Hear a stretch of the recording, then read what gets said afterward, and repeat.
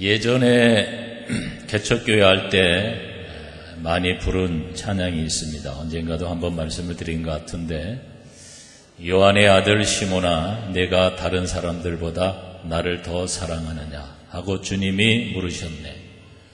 그리고 그 가사를 부르다가 나중에 이런 가사가 나옵니다. 내게 오는 많은 양 떼 내게 맡겨 둘 테니 사랑하는 내 친구여, 많은 양 떼를 부탁한다. 저는 이 가사가 굉장히 마음에 들었고, 또 개척교회 시절이니까 교인도 없고, 그래서 새벽마다 이 찬양을 불렀습니다. 내게 오는 많은 양 떼 내게 맡겨 줄 테니 사랑하는 내 친구여, 많은 양 떼를 부탁한다. 여러분, 목회자의 입장으로서 매력적인 찬양이 아닙니까? 주님께 오는 수많은 양떼들을 맡겨주신다고 하는 것입니다. 그래서 새벽마다 불렀고, 그리고 그 간절히 기도했습니다. 그러던 어느 날 주님께서 제게 말씀하셨습니다. 사랑하는 종아, 내가 내게 많은 양떼를 맡겨주면 내가 먹일 수 있는 꼴이 있느냐? 내게 수많은 영혼들을 맡겨주면, 어떠한 영혼이라도 맡겨주면 내가 품을 수 있는 가슴이 있느냐? 주님이 그렇게 말씀하시는데 막막하더라고요. 그래서 그때부터 맡겨달라고 하지 않고 기도를 바꾸었습니다. 주님, 먹일 수 있는 꼴을 주세요. 주님, 어떤 영혼을 맡겨도 품을 수 있는 가슴을 주세요. 그게 여러분 한 30년 전에 개척교회 할 때 그렇게 했던 그런 기도인데, 제가 왜 이렇게 서두에 말씀을 드리냐 하면 왠지 요즘에 자꾸 그때 생각이 납니다. 지금 제게 맡겨진 영혼들을 잘 먹이고 있는가? 몇 명이 모였다 하는데, 과연 성도들의 한 사람 한 사람의 영적 상태는 건강한가? 제게 맡겨진 영혼들이 과연 몇 명이나 구원의 확신이 있으며, 그리고 하나님과 바른 관계를 맺고 건강한 신앙생활을 하고 있는가? 계속해서 한 주간 동안 이런 생각 때문에 계속 마음이 불편했습니다. 과연 우리 성도님들은 하나님과 화목한가? 여러분, 하나님과 화목하십니까? 하나님과 불편함이 없으십니까? 여러분, 가정의 최고의 복이 무엇이라고 생각합니까? 돈 많은 거요? 식구가 많은 거예요? 식구 중에 높은 사람이 있는 거요? 그것도 축복이겠지만 여러분, 가정의 최고의 축복은 화목입니다. 그래서 가화만사성이라고 하는 말이 있습니다. 집안이 화목하면 만사가 형통한다고 하는 것입니다.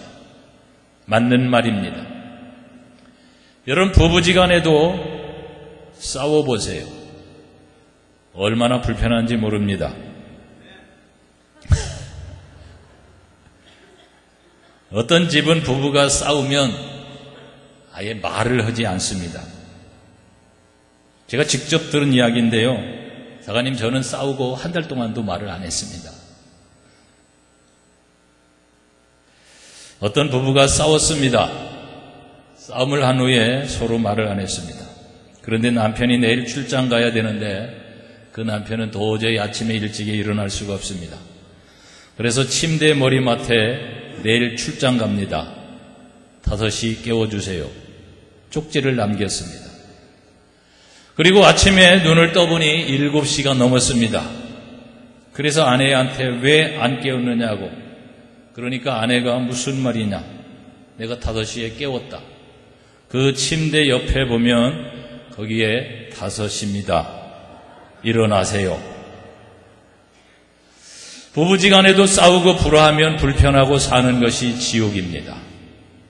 여러분, 사람과 사람 사이에도 서로 사이가 안 좋으면 굉장히 불편합니다. 어색하게 되어지고 자꾸 피하게 되어지고 멀리하게 되어지고.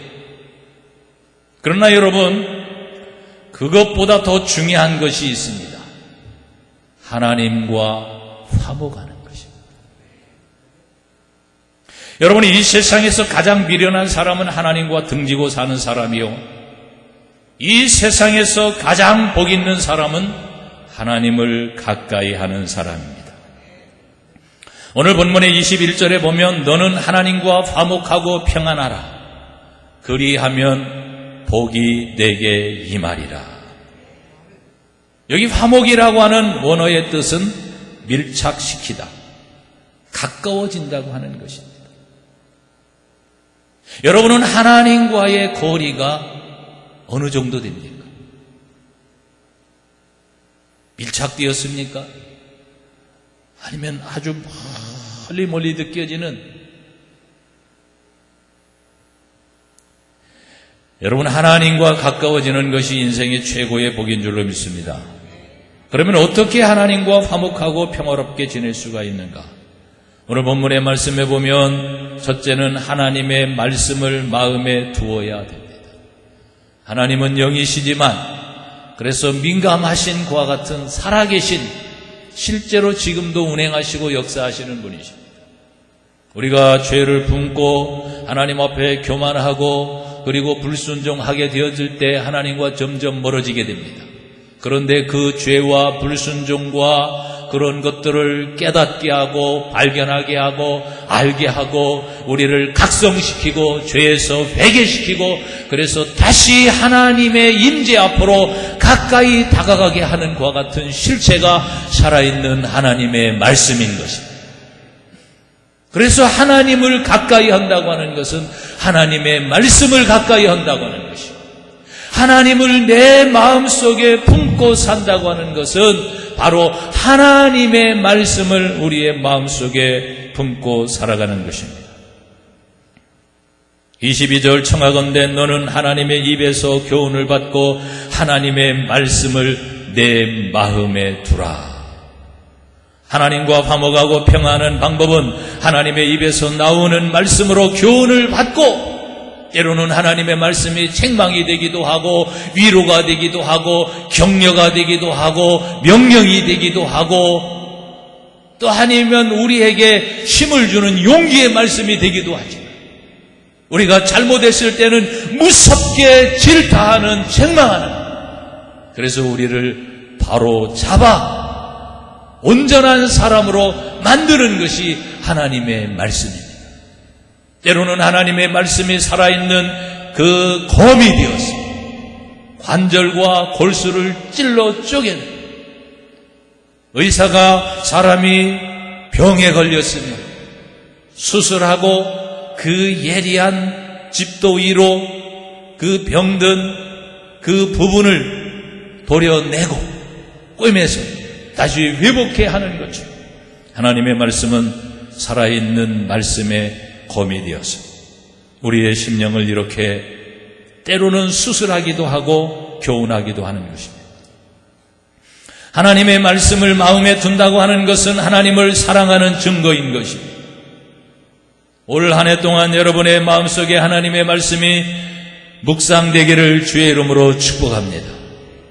아침에도 일어나서 말씀으로 시작을 하고 하루 온종일에도 어떤 일이 있든지 말씀을 떠올리며 그 말씀의 위로를 받고 힘을 얻고 용기를 받고, 그리고 하루에 마감하는 그 시간에도 하나님의 말씀으로 마감해서 말씀을 묵상하고 마음속에 둠으로 말미암아서 시냇가에 심은 나무가 시절을 쫓아 과실을 맺은 것 같이 여러분의 영혼이 그 하나님의 말씀으로 마르지 않는 샘물이 되어서 생수가 흘러 넘치는 싱싱한 영혼들이 될 수 있기를 주의 이름으로 축복합니다. 하나님과 화목하다고 하는 것은 우리의 마음에 살아있는 하나님의 말씀을 마음에 담는 것입니다. 주일날 들려지는 그와 같은 말씀이 한쪽 귀로 듣고 한쪽 귀로 흘러가는 것이 아니라 양쪽 귀로 하나님의 말씀이 들려져서 여러분의 마음판에 이 말씀이 맴돌아서 다시 여러분 가정으로 돌아가요. 교회 예배당의 문을 열고 나갈 때 오늘 무슨 설교했지? 본문이 어디였지? 제목이 뭐더라? 이렇게 하지 않고 말씀이 마음속에 묵상되기를 주의 이름으로 축복합니다. 그래서 하나님과 화목하다고 하는 것이 무엇인가? 한 주간 내내 나는 하나님하고 불편한 것이 무엇인가? 그거를 생각하고 말씀을 가지고 묵상하고 그래서 잘못된 부분이 있다면 회개하고 고침으로 말미암아서 여러분 점점점 멀어진 하나님과의 관계가 가까워지기를 주의 이름으로 축복합니다. 하나님의 말씀을 마음에 둔다고 하는 것은 순종하는 것을 가리키는 것입니다. 하나님을 사랑하고 그와 화목하기를 원하는 사람은 하나님이 주신 말씀에 항상 순종하는 것입니다.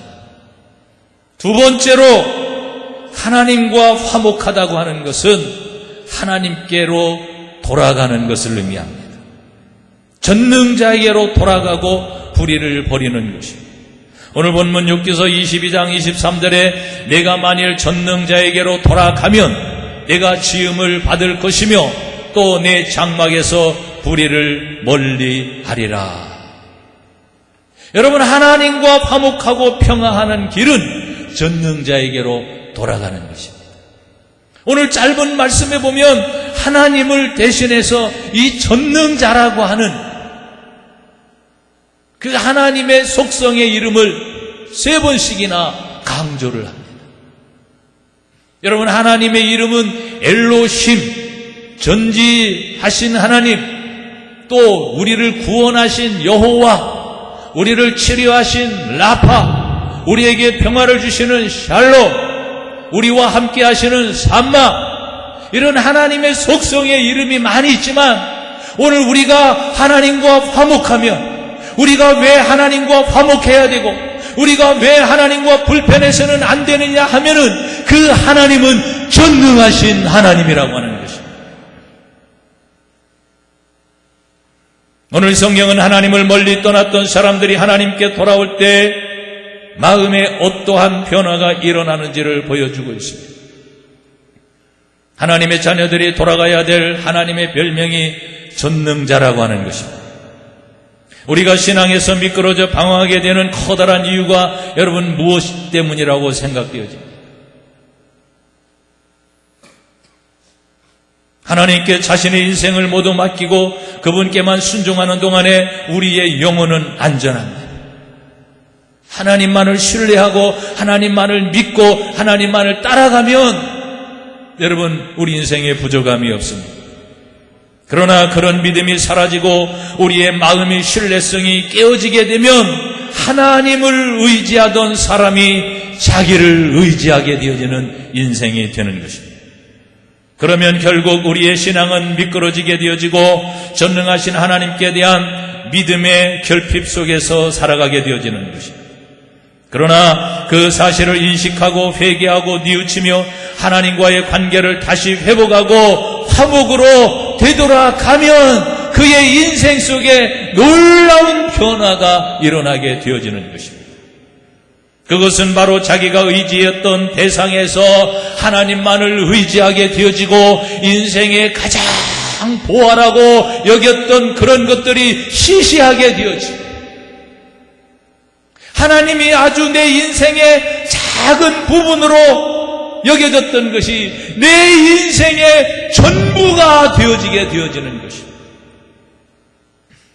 그것은 바로 자기가 의지했던 대상에서 사랑을 버리는 것입니다. 오늘 본문의 24절 말씀해 보시면 내 보화를 티끌로 여기고 오빌의 금을 계곡의 돌로 여기라.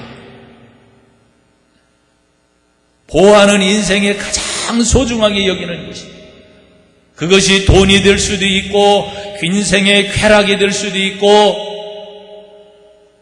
아니면 명예가 될 수도 있고 그것을 위해서 살고 그것 때문에 인생의 삶의 의미가 있고 그것을 위해서 전생애를 걸 수 있는 그 무엇이 그것이 인생의 보화라고 하는 것입니다. 그런데 우리가 전능자에게로 돌아가서 하나님과 화목하고 하나님과 하나 되어지는 밀착된 삶을 살게 되어지면 그 인생에 가장 소중하게 여겼던 그 보화가 티끌로 여긴다고 하는 것입니다. 티끌은 흙을 가리키는 것입니다. 먼지를 가리키는 것입니다. 아무 가치 없는 보잘것없는 고와 같은 것으로 여긴다고 하는 것입니다. 그리고 여기서 오빌의 금을 계곡의 돌로 여기리라. 오빌이라고 하는 것은 구약시대의 모든 지방에서 나오는 금 중에 최고의 순도를 자랑하는 명품 금입니다. 그런데 그 금을 가장 가치 없는 티끌처럼 여기고 계곡에 흔해 빠진 돌멩이 같이 여기게 되어진다고 합니다. 어떤 분은 수석을 이렇게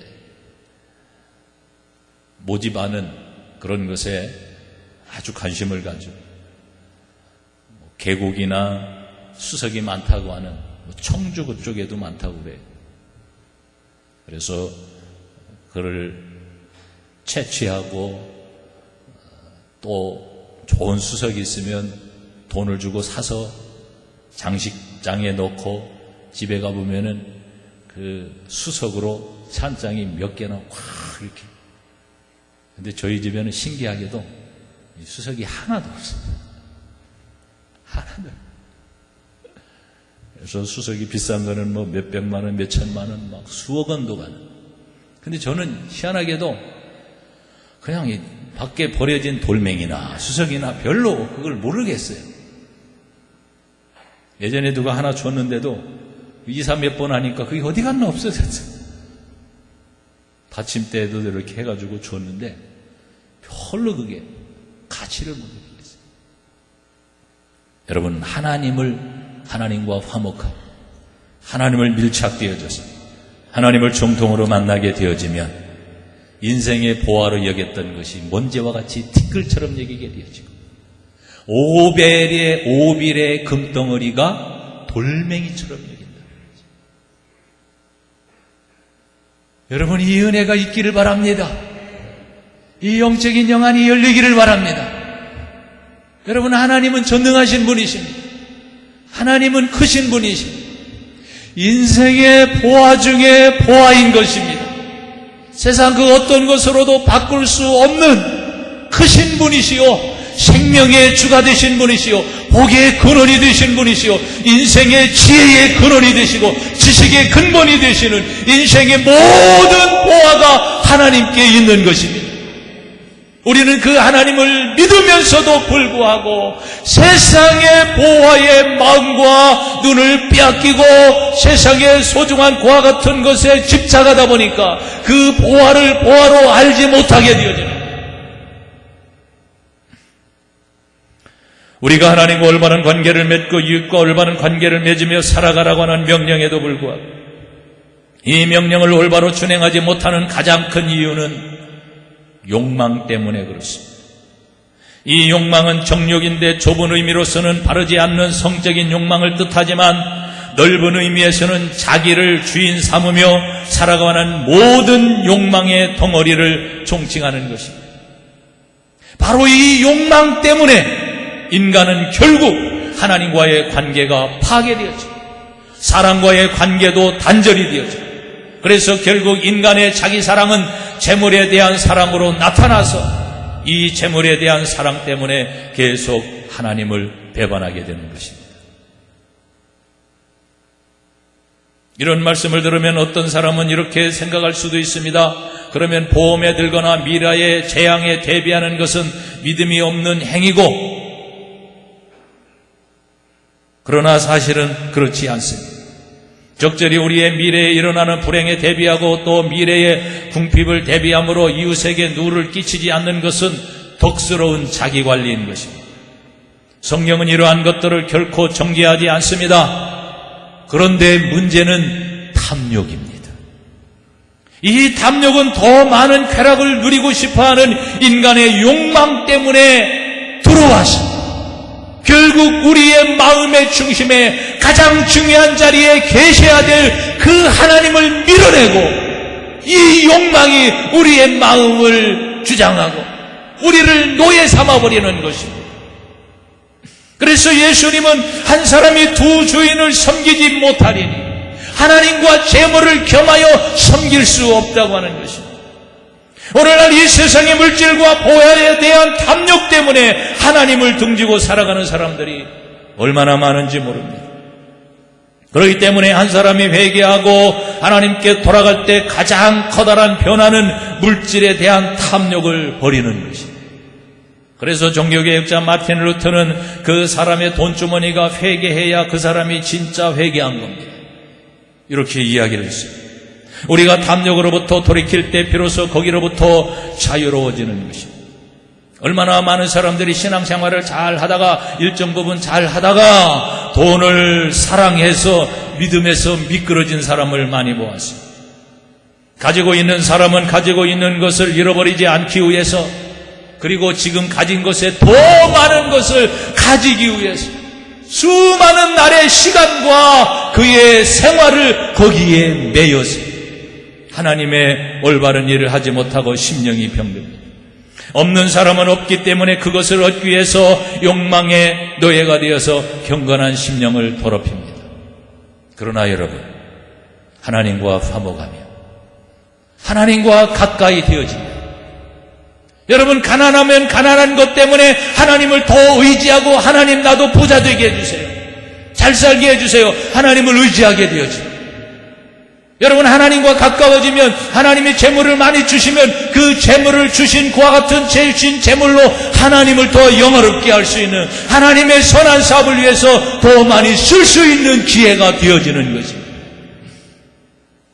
여러분, 물질이 하나님과 우리 사이를 규정하는 것이 아니라 우리의 신앙이 하나님과 우리 사이를 규정하는 것입니다. 하나님은 우리가 이렇게 보화를 틱골로 여길 때 하나님이 우리 인생의 보화가 되어 주시겠다고 약속하십니다. 오늘 본문의 25절 말씀해 보시면 그리하면 전능자가 내 보화가 되시며 내게 고귀한 은이 되시리니. 세상의 보화를 뒷걸로 여기고 가장 귀한 금을 돌같이 여기고 하나님께 돌아가 하나님을 내 인생의 보화로 삼고 하나님과 화목한 친밀한 밀착된 교제의 삶을 살게 됩니다. 그 전능하신 하나님이 우리 인생의 보화가 되신다고 하는 것입니다. 우리는 자본주의 사회에서 살고 있습니다. 어느 시대보다도 물질 만능주의에 살고 있습니다. 돈으로 못하는 것이 없다라고 고백하고 인정하며 살아가는 시대에 살고 있습니다. 그러나 여러분 가만히 보십시오. 돈으로 침대는 살 수 있지만 잠은 못 삽니다. 잠을 살 수가 있습니다. 돈으로 시계는 살 수 있지만 시간은 살 수 없습니다. 돈으로 보약은 살 수 있지만 건강은 살 수 없습니다. 돈으로 땅은 살 수 있지만 천국은 얻을 수가 없습니다. 돈으로 할 수 없는 모든 것들을 전능하신 하나님은 하게 하시는 분이십니다. 세상의 보화, 내가 가장 소중하게 여기는 그것만을 위해서 살아가는 사람은 인생의 마지막 날에 언젠가는 그것 때문에 크게 후회하고 땅을 치며 통곡하는 날이 이르게 될 것입니다. 그러나 하나님을 보화로 삼고 그분 한 분만을 바라보며 그렇게 살아가는 사람들은 그 하나님이, 전능하신 하나님이 우리의 인생의 보화가 되어주셔서 건강이 필요할 때 건강을 주실 것이고 재물이 필요할 때 재물을 주실 것이고 지혜가 필요할 때 지혜를 주실 것이고 그분은 전능자 하나님이시기 때문에 우리의 필요를 따라 채워주실 것입니다. 옛날에 아주 가난하게 살던 형제가 고기 잡으러 강으로 나갔습니다. 배를 타고 그물을 던졌는데 고기는 안 잡혔습니다. 그래도 계속 그물질을 했습니다. 그러다 어느 순간에 뭔가 묵직한 것이 걸려오는데 꽤 커다란 돌멩이 같은 것이 걸려왔습니다. 형이 이상해서 그것을 씻어보니 그게 금덩어리였습니다. 그랬더니 동생이 그걸 보자마자 좋아서 깡총깡총 뛰었습니다. 형 이거 봐, 금덩어리야. 우리도 이제 힘들게 그동안 살았는데 부모님 모시고 이렇게 착하게 살라고 신령님이 우리에게 복을 주셨나 봐요. 자, 이걸 얼른 시내에 가서 팔아서 이제 가난에서 벗어나 우리도 편안하게 살고 부모님을 모시며 우리가 형제간의 우애감에 잘 살자. 형제는 얼싸안고 좋아했습니다. 그런데 잠시 후 긴 침묵이 흘렀습니다. 강을 건너기 위해서 동생은 돌을 저었고 침묵 속에 형은 강이 가장 깊은 곳에 왔을 때 배 위에 올려놓았던 그 소중한 금덩어리를 그 강에 던져버렸습니다. 그러자 동생이 소리쳤습니다. 형 미쳤어? 어떻게 발견한 것인데? 그러자 형이 말했습니다. 동생아, 나는 일생 동안 너를 사랑했고 그리고 너와 나 사이에는 추억의 그늘이 없었는데 그런데 이 금덩어리가 발견된 후 아주 잠깐 동안이지만 내 인생의 최초로 내가 없었더라면 얼마나 좋았을까 라는 생각을 하게 되었답니다. 금덩어리는 버렸지만 금덩어리보다 귀한 형제 우애의 금덩어리를 얻게 되었으니 오히려 우리는 부자가 아니냐. 내 금덩어리를 티끌로 여기며 그러면 전능하신 내 하나님이 금덩어리가 되시겠다고 하는 것입니다. 우리가 세상의 보화만을 추구하면서 살아가는 그때에 언젠가 하나님은 우리를 불러주시고 예수 그리스도의 십자가 앞에 우리의 가치관을 바꾸어 주시며 인생에 대한 세계관에 대한 경애를 우리를 하나님은 바꾸어 주셨습니다. 시간밖에 모르던 사람에게 하나님은 영혼에 대한 눈을 뜨게 해주셨고 갈등과 고통밖에 몰랐던 우리에게 사랑의 눈을 뜨게 해주셔서 용서를 알게 해주시고 이 땅의 번영 이후에는 아무것도 구하지 않던 사람들에게 하나님의 영광이 무엇인가를 알게 해주셨고 거룩함에 대해서 눈을 뜨게 해주셨습니다. 그리고 그 모든 가치 위에 가장 높으신 하나님이 계시다고 하는 사실을 발견하게 되었고 그리고 그분이 있는 그곳에 우리의 진정한 행복이 있다고 하는 사실을 알게 해 주었어요. 그래서 찬송을 부르며 하나님 앞에 기도하면서 주님밖에 없습니다. 나는 주님 한 분만으로 족합니다. 그렇게 살았던 우리 아닙니까? 가난하고 힘들고 그랬을 때 하나님 한 분만으로 족합니다. 그러나 언제부터인가 우리 안에 욕심이 들어와 하나님보다 세상의 보화를 사랑하게 되었습니다. 사랑하는 성도 여러분, 다시 하나님께로 돌아가야 됩니다. 하나님께 화목해야 됩니다. 여러분, 하나님보다도 이 세상에 더 소중한 것은 없습니다. 하나님만이 우리 인생에 가장 소중한 것입니다. 하나님께로 돌아가 하나님과 화목하게 되었을 때 여러분, 세상의 보화를 티끌로 여기고 오빌의 금을 돌덩으로 여기는 세상의 것을 하찮은 것으로 여길 때 하나님과 화목하게 됩니다. 전능하신 하나님이 우리의 인생의 보화가 되어주셔서 우리 인생의 가장 필요한 가장 소중한 가치 있는 것들로 채워주게 될 줄로 믿습니다. 이 은혜와 이 사랑이 저와 여러분에게 있기를 주의 이름으로 축복합니다. 기도하시겠습니다. 하나님을 보화로 삼는 지혜로운 인생이 되게 하옵소서. 예수님의 이름으로 기도하옵나이다.